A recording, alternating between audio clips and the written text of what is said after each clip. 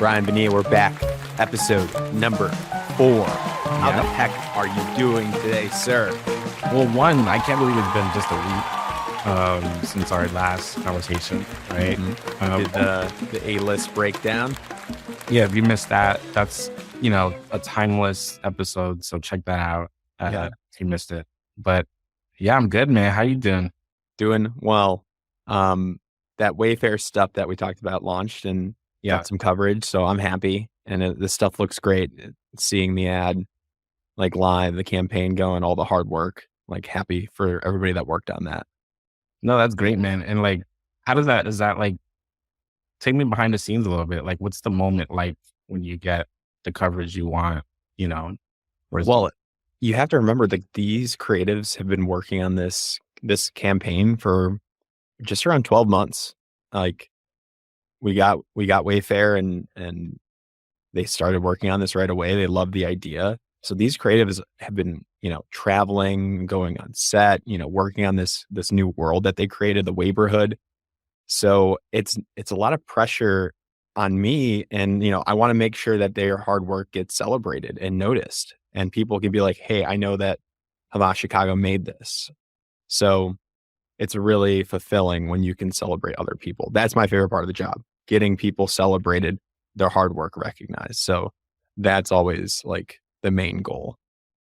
For sure. Yeah, man. I mean, it's good work. Thank you. Yeah. So we are talking today. We have our usual structure, a little bit different too. So we have the headline of the week. We're going to do something called a shot clock in honor of March Madness. Yeah. Who are you happening at all, Brian? Look, first of all, I saw that big upset of Kentucky. Did you see that? Yep. I think that ruined a lot of brackets. So Bracket buster, yeah. Not make a bracket this year for that exact reason. I don't need the stress. I just don't need it. But I mean, there's like the way to auto generate it. And like, that's what I did. I auto generated it from like a sportscaster. And then I just like tweaked it. I didn't go through every one. Yeah. Like, this looks pretty good. I'm going to have Illinois win and call it a day. Yeah. Is that your favorite? Is that your team? That's where I went. So okay. they look pretty good. So I have them winning one bracket and then UNC, because I visited UNC, University of North Carolina, and spoke to those students. So I got to give them some love too. I'm sure they're watching. They're like, Geno picked us, therefore we gotta go all the way. Yeah, man. And then I went to a game there. It's like with Michael Jordan being like an alum there. It's like a great atmosphere there. So I'm a little biased. That's amazing, man. That's amazing. We got the shot clock, 2-minute timer, right? On a couple different headlines. We only get 2 minutes. Yeah. And then we're going to talk about something that, in theory, the article that you published should be live today when people are listening to this. Actually, we won't post this until that article is live. So it is live officially. It is live. Check it out. And it's a very interesting article. We'll talk about it at the end of the episode. Boom. Anything else you want to add into this overview, Brian? This is your show. Yeah. I mean, look, I think we're not going to talk about all these things, but there were a lot of big executive moves, these past couple of weeks. Droga 5 hiring a worldwide chief creative officer who's coming from, Activision Blizzard, Pele. Activision, you said? Yeah. Pele Chanel and, McKinney, Durham. A lot of people think of them as like a North Carolina Durham agency. They have offices, New York and others. And their CEO became the CEO of Barbarian and president of Chail North America, which is a holding company, which was founded by Samsung, which is... What was the name of the holding company? It's called Chail. Chail Worldwide. How do you spell that? CHEIL. Yeah. The holding company?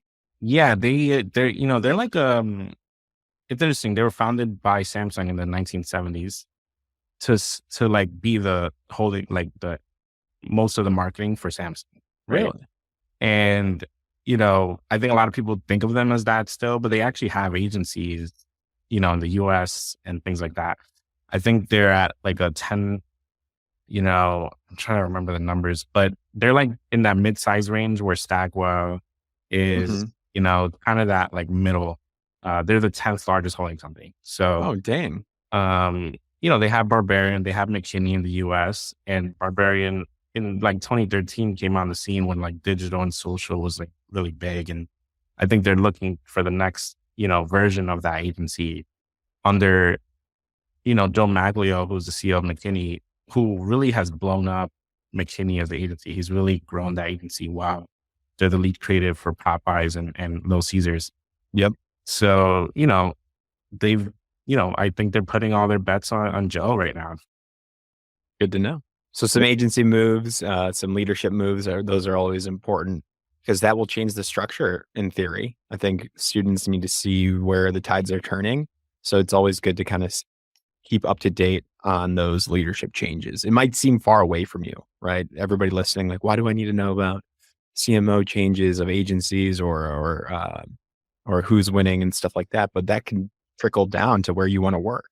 Right. Exactly. Yeah. If if you look at who's Pele, like if you like his style of marketing, if you like his background that he was in gaming, if you read the article, David Droga is talking about, he wants the next version of Droga 5. Did that interest you as someone who like, maybe you don't want the old version of a certain agency, maybe you want to be part of like, a new revolution or something. So like, think about that. And then if there's a podcast or an article written by Ad Age or Breaking and Entering interviews the new agency leader, you listen to that, you read that article 20 times, and then if you get an interview, you know what to say. That's what I did with Richard Edelman back in the day when I first broke in. I just listened to the same episode, read the same articles about him, and then talked about it in my recruiter interview. And the recruiter's like, how do you know our game plan? And that kind of like elevated me. So you do your research too, and you get the job. That's funny. Oh man, that was a weird time, 2020. Like just the craziest time. Yeah. All right, Ryan, what's the agency headline of the week? This was an interesting one. And, we kind of touched on how important creators are in our last episode. So this headline from Jillian, shout out Jillian, one of our newer reporters, but killing it. And she focused on influencer work. How do you pronounce your last name? That's a good question. Follett? Follett? I'm not Jillian, if you hear this, Follett, call us up. We'll have you call in and we can come on the episode and let us know. That's the call to action, Jillian. And she's great too. She did a great job with the Gen Z Summit. And so this headline is how creators are getting agency jobs and why agencies need them. Creators getting agency jobs. I think I've been like beating this drum for the past year now, but like, we're just seeing more agencies invest in creators. And these don't have to be like, you don't have to have 1 million followers on Instagram or TikTok. You can be a creator at home with just a few interesting posts. Agencies just want to see your creativity through social media, which is one of the fastest growing mediums in advertising. I think in the past, social media was seen as like just like a low budget thing that if you go viral, you go viral. But now, this is where a lot of people are consuming the news and their own content, in a world where like, I don't watch as much TV as I used to. Like I'm on YouTube and I'm on, LinkedIn and X and Instagram, probably more than I'm on, traditional television. So the story goes on to focus on like certain agencies like Dentsu and Vayner and Edelman who have carved out specific, teams for creators. And these are like, some of these agencies have 15 full-time creators on staff. I think Edelman has like 50 to 70 creators on staff full-time, and they're working with clients like TJ Maxx and big clients, Yeah. I could see how an in-house agency on the marketing side, like in a suite of brands, let's say at like I'm in Chicago, so like Kraft Heinz, I think the kitchen has a lot of creators because they execute the strategies that they already have potentially and they know the brand super well. So I can see that in an in-house setting. So this is surprising to me that agencies are saying we need to adopt more of this and we need to start getting these people on the roster. And some of it is like, in Edelman's case, they have you know, they have their own Gen Z, team creator lab where it's not just you have these creators, you might be able to consult for brands like are curious about how to do this properly on social media, and you have your own creative lab. And the big part of this story actually is about, the fact that yes, creators are hot now, but do they understand how to like read a client brief properly? Right. They know how to, edit, for an ad versus, just something you're doing for fun or collaborate, right? Because a lot of times you're solo, their own craft. Yeah. Right. So like, that's what the story goes deeper into. And interestingly enough, the One Club launched their own program. It's tuition free and it focuses on recruiting people who want to be creators in the ad industry. They got 800 applicants. Damn. And they only launched it last fall. And they got, I think, 22 graduates. So, that is becoming like a new avenue into the industry, which I think is really exciting. Yeah. I want to check that out too. Yeah. And maybe they're hiring them. Maybe they don't want some of these agencies do not want the traditional advertising brief structure, art director, copywriter. That could be something that they're strategically putting in place too. Right. Yeah. I think the sweet spot is probably like a creator who like maybe knows, what client briefs are, but maybe doesn't always have to follow them or like doesn't always has their own maybe style, but but is aware of like the advertising space. You know what I mean? Yeah. So if you're a student or aspiring advertiser, you're looking to break into this field, you should definitely check out that article and see, do you have some of those skills as a creator? Do you have your own account? Are you an influencer? Is this, maybe you go all in, maybe traditional advice and thinking has told you to stray away from that, go to a traditional portfolio school, go to like figure out how to do spec work traditionally. Maybe you should stray away from that traditional way of thinking and go all in on your strengths. And one, I want to shout out agencies that helped launch the program in partnership. So Dentsu, Ogilvy, Day One, VML, Deutsche Lake, Attention, and Whaler. Razorfish, another agency that has their own creator lab that they just kind of started. And, I'll end it with this. We interviewed one of the graduates of the program and he was talking about, he was like a creator / musician. He didn't know how to monetize like his passion for creating stuff on social media. He didn't know that there was a viable option in advertising. And I think, a lot of times students probably still think traditionally like about a copywriter and an art director and things like that. And I think this is just like a new way of getting into the space. It doesn't mean that you will stay as a creator. Right. But get you in. Yeah. It'll get you in and you can explore from there. Yeah. I love it. Unlock the new break-in strategy. That's big. That's right on brand with the podcast. So nice work, Brian. Yeah. Amazing. Let's get into the shot clock, shall we? I am going to put a 2-minute timer. That's all you get, Brian. In honor of March Madness and University of Illinois, we're going to win it all. There's the jinx. Only 2 minutes. So I'm going to hold you to it and I will beep you. What is the first one? I'll let you say the title and then I'll start the timer after the title is set. How's that sound, Brian? Let's do it. All right. Title first and then the clock starts. Cool.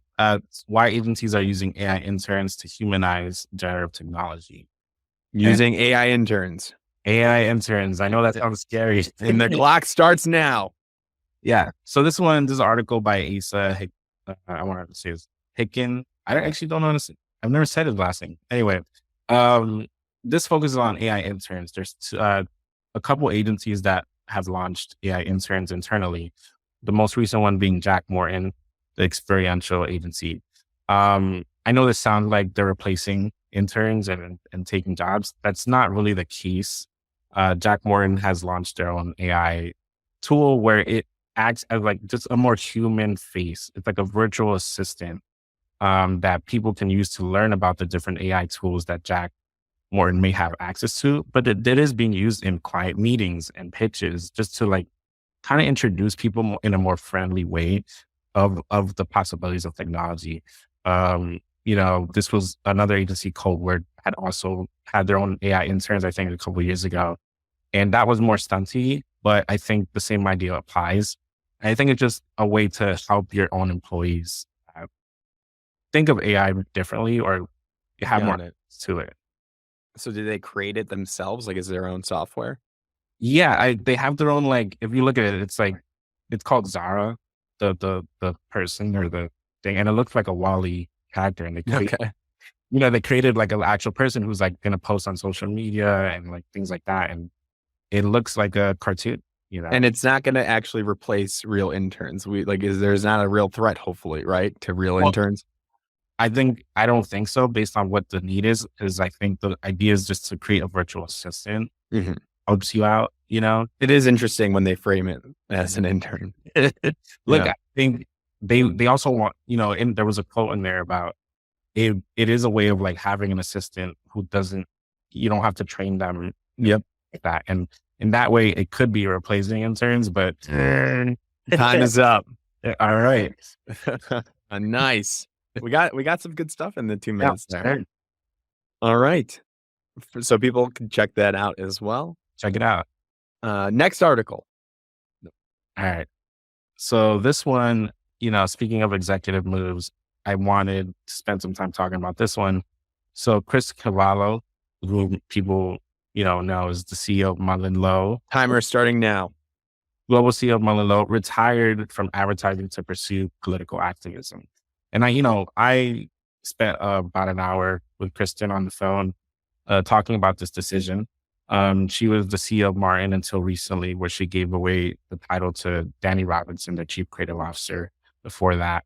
And, there's a lot of reasons for this. First of all, you should know Kristen. If you don't know Kristen, she's been a very vocal leader, spoke out, against or towards Coinbase when they, took credit for some work that Accenture Song did, the big Super Bowl ad.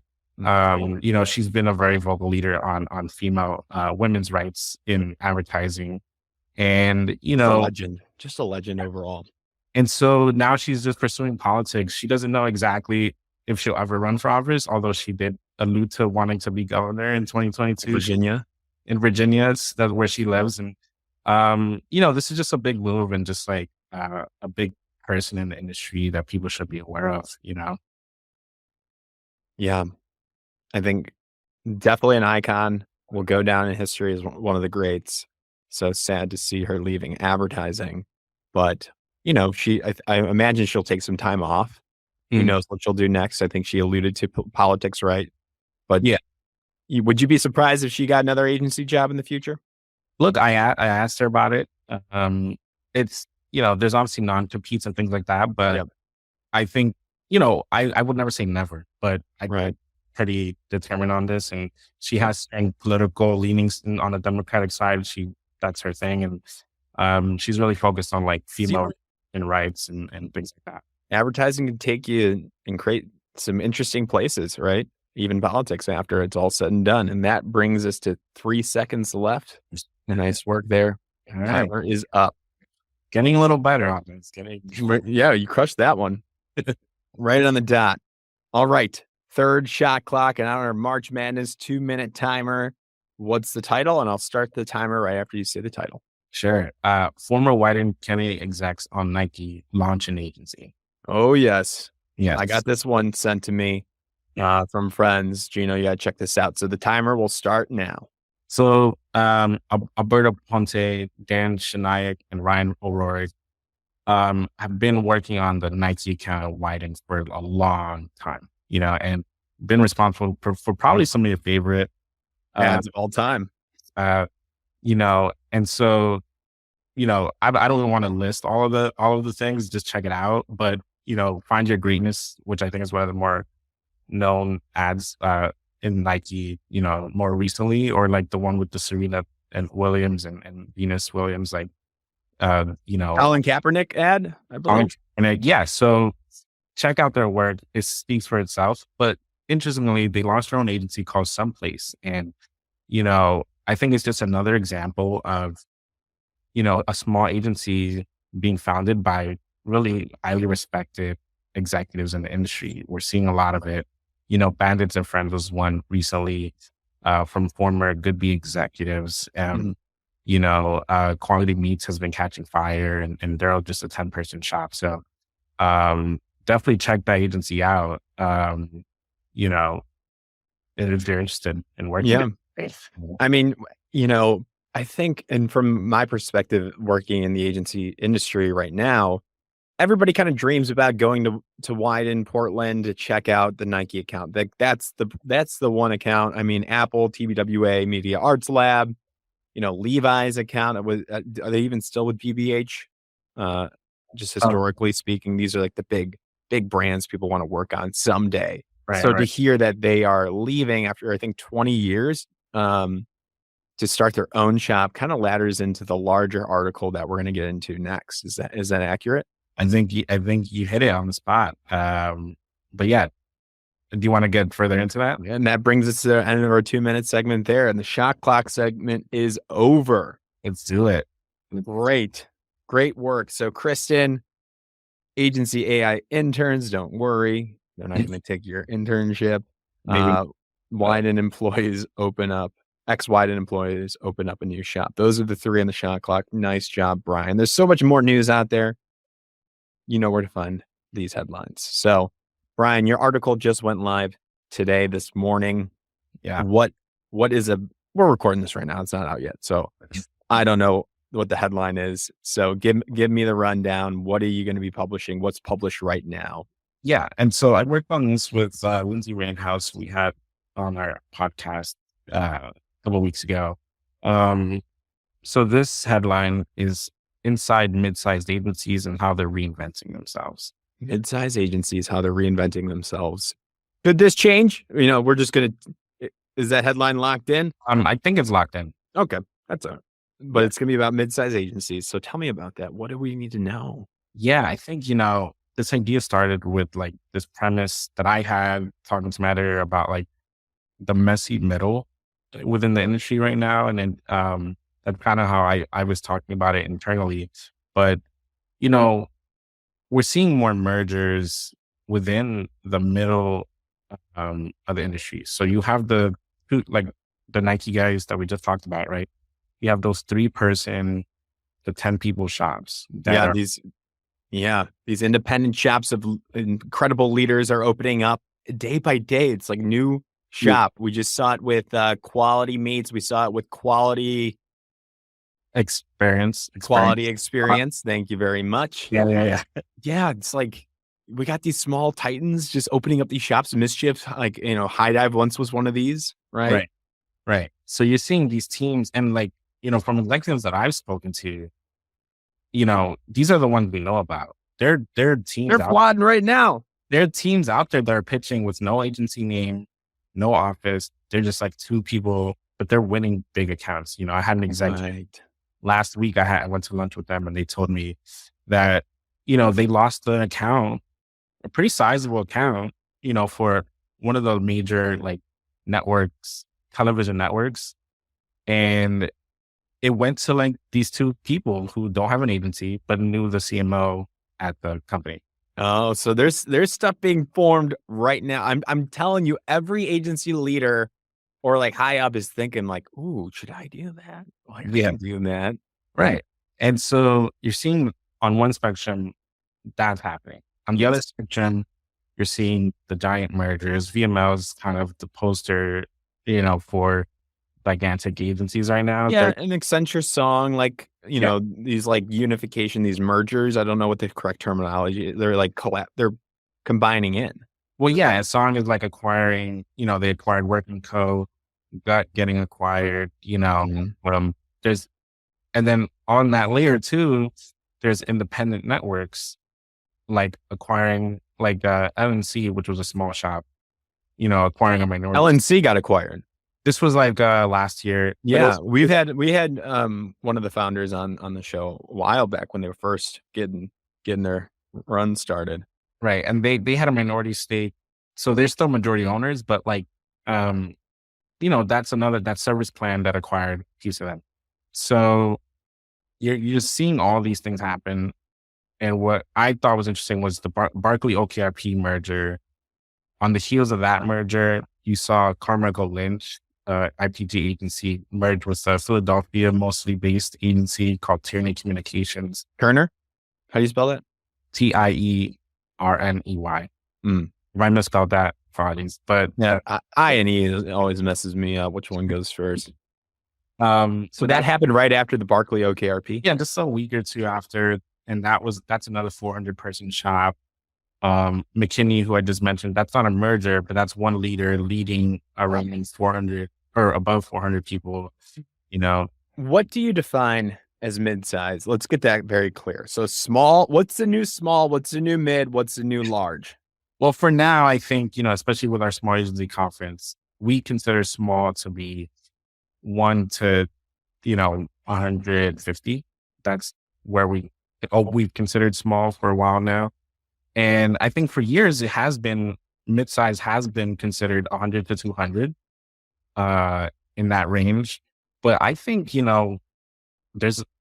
I think 400, 300 to 400 might become mid-sized. Right. 300 to 400 might be mid-sized because we're seeing these large agencies get swallowed up into these big, like monsters of thousands. Yeah. I mean, and look, it makes sense, right? Wyden is 500. Tombras is around 500, so they've been around. Barkley was pretty big for its own size. And so it's a few reasons why we're seeing this happen, right? One, we're seeing larger agencies compete for smaller budgets. So you're seeing agencies, like the Drogas, like the Wydens, like, these agencies compete against small agencies for, let's say, like a $3 to $5 million account, which I think historically in the past, you wouldn't have seen that, right? Yeah. So the playing field is leveled due to the lower budgets on the marketing side from these companies. Yeah. And then you're also seeing clients, maybe not hiring these big creative shops. They're hiring a small creative shop for like large campaigns. And then they're hiring, another agency that could do the rest of it. So like CRM, media, performance and production and whatever, right? So why do you need to hire? And this is speaking from a consultant who told me, why do I need to hire an agency that has 100 people on the creative team when I can just hire a 50-person agency who can be just as creative and then hire a performance agency or something? Right. And because the funnel on the marketing side, I actually talked to a CEO and recorded an episode for our brand side. And they're a startup right now. It's a new dating app. So that will be released soon. It's really interesting. She was saying, we don't need a one shop right now for the whole thing. We just need to target specific parts of the marketing funnel, whether it's awareness down to like buy, whatever that is. So they get niche agencies that are cheaper, that are specialized for each part of the funnel. At this point, as a startup with, funding, that's her strategy. That's what she was telling me. Right. So why wouldn't you want like a niche little shop that can just crush that specific part of the funnel? Right. Yeah. And on the other hand, it does not have to be a merger, right? So what I've spoken to with certain consultants is they're predicting there's going to be more partnerships out there. And one partnership that happened, I believe it was last year as well, was Joan partnering with Cross Media. Joan, a small agency. I remember that, yeah. Cross Media, pretty big media agency. So the idea is they can help each other on areas they don't have. Right? Different P&Ls, right? They're not like right. Profit and loss statements is like a big thing. So they're not like legally combined, but they kind of had that soft agreement like, hey, we're going to tag team these pitches together. So we know each other really well. And that makes it more appealing to the marketers on the brand side and be like, okay, this is a good package duo. They know each other pretty well. I can see you going with them, and I like their niche approaches too. Yeah. And That's interesting. we interviewed them for this piece and they already won a piece of business with their partnership.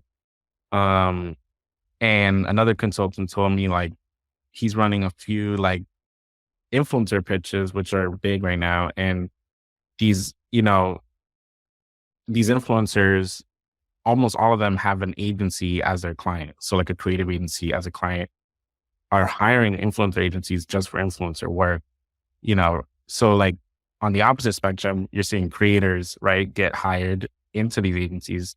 On the other end, you're seeing agencies hire influencer agencies just for that capability. So, it's getting messy out here. It's getting stretched, right? Like the gap is growing. I feel like, to me, and I was talking with a friend, like, what's in-house looking like? Like, is that the way to go? Those in-house agencies for specific brands, like, do you know where they stand in all this, Brian? I think, like you said earlier, a lot of them do hire for social media and creator. I don't think Mhm. a lot of in-house agencies are doing big brand work. Some are. Yeah. Yeah. Yeah, and they'll still open. I've had a couple conversations, not a lot, but like these in-house agencies at like a insert big brand here. Um, they'll do like a lot of their social work, but then if there is a big brand campaign, like they'll have them pitch against other agencies internally. Right. Right. So, I think they are different. They're not being as affected in terms of like what's happening here, but, you know, it's not the same type of work a lot of times. And I think people just need to know if you're going to go the in-house route, try to understand what the type of work you're going to be doing is. Yeah. I have spoken to some people who like get bored of the work after a few years. Some people love it though, If you were to start up a company, Brian, whatever it might be, let's say you want what if you had to open up a small little company, what would it be actually? That's hard. I mean, Like, is it like a food you like to make? Would it be a restaurant? Would it be like selling clothes? What would you want to do? Like, yeah, just out of nowhere, random question. it would be a couple of things. It could be one or two things. I think one, I'm working on a catering business, actually with my, girlfriend. So that's There we go. Uh, Is this real? You're doing a catering really, business? yeah, yeah, yeah. Oh, what do you guys make? Well, she's the chef. She's the like, you know, inspiration and brainchild, and I'm the one that's just helping on the back end. But What's she making? she's making, Dominican. We're both Dominican, so just Dominican inspired food like croquettes, pastelitos, which are like empanadas, quipes, which is like a, I don't even know how to describe it, but it's like this shape. It's like this shape, and it's just like Mhm. has meat in it as well. And Sounds gas. so right now, Awesome. it's like appetizers, and things. Yeah. And catering events. Like we did my friend's Super Bowl party. We Okay. whatever. So like that's just like a thing I'm working on. Is there a website? Not yet. Okay. Not yet, but hit me up if you're interested. Okay. And where do you service? What areas? New York. Okay. Look at this. Look at this. We're promoting it right now. My question to you now is, you get a small marketing fund budget, right? Whatever. Where are you going to put all those dollars into to market this thing? How are you going to spend that money? Like, what's your strategy for this business? I'm probably doing like a lot of social investment. You know, Instagram ads or something like that. As a small, Yeah. Um, Maybe hire an influencer, maybe like a in-house, like just one little content creator. It could be like a recent grad or maybe a full-time intern for a year. micro influencer Right. has 1,000 followers, but maybe they're in your market. So it's like, In the niche, they know how to create content. Like, that's what I would do too. Yeah. Like, that's what I want to do with Break Entering. I just need like, I need a social media influencer at every school to create content consistently. That makes sense. Yeah. Yeah. And to me, that's the way the industry is going, these content creators. So it kind of goes full circle. Why wouldn't you want to have like a full-time content creator of some sort for Yeah. every brand? Or I don't know, just a little thought exercise. It's true. No, you're right. And I think a lot of people are thinking that way. And look, you can go viral, and then, Easily. that small investment brings way more returns than you ever thought. So, I mean, you probably you probably have some friends that you grew up with or you studied with or you worked with at some point that are now almost influencers. They might have, like, I've seen people have 50,000 followers. I don't know if they bought them. I don't know how that works, right. but they're just going off and All you they're starting to quit their jobs. if you're like if I was like in college and I wanted to start an agency, let's say I didn't want to, like, I wanted to skip the, working in advertising. All you need is like a couple friends. You hire them for social media influencing or whatever, and you can be like the Gen Z shop that just understands Gen Z, and that's a niche that people are interested in. And you can just start it there. You don't have to end up there. That's the thing. You don't have to pigeonhole yourself, right?